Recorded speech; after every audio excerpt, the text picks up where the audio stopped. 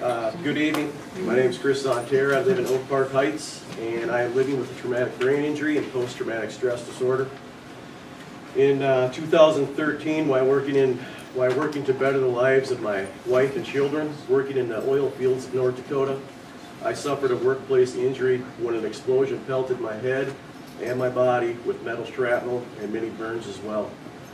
The resulting trauma to my brain has involuntarily changed me in an unfortunate way. I suffer from confusion, depression, severe anxiety, and lack of self-worth.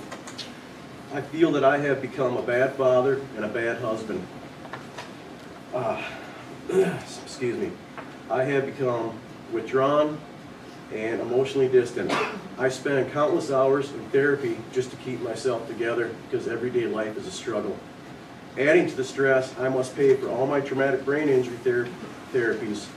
North Dakota Workman's Comp is not covering these costs because the attending hospital in Williston documented me as not having a head injury.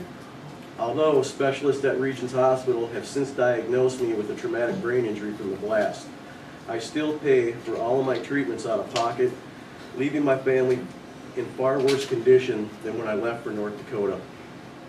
It is estimated that there is up to 5,500 Minnesotans are working in North Dakota, a state that my own attorney has said provides little in the way of protection to employees under the workman compensation laws.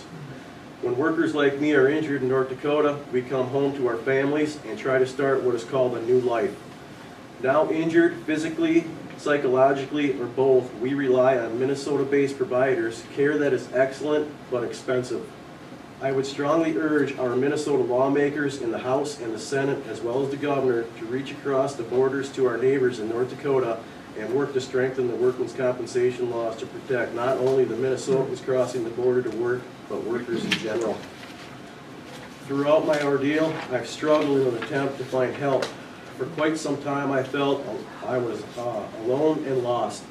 However, once I found the Minnesota Brain Injury Alliance, I quickly learned that many others that have been injured in so many different ways were also struggling to cope with their brain injuries. The Minnesota Brain Injury Alliance has been a godsend, providing self-understanding, mental health, and legal resources, and has been an important support system within my recovery. One of the greatest travesties throughout this process has been the months it took for me to learn of the Minnesota Brain Alliance. Doctors, therapists, attorneys who specifically deal with victims suffering from traumatic brain injuries should know of the Minnesota Brain Alliance and the services they provide.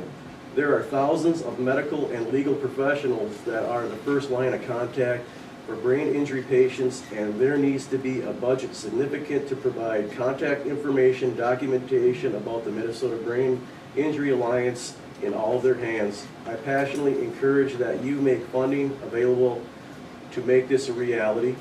I want to thank you for your time, your consideration, and your service, and I would also quickly like to thank my dad and my brother, because I can only put my thoughts out to them, and they help me put it into words because I have lost that ability to process. So, thank you. Thank you very much, Mr. Smith.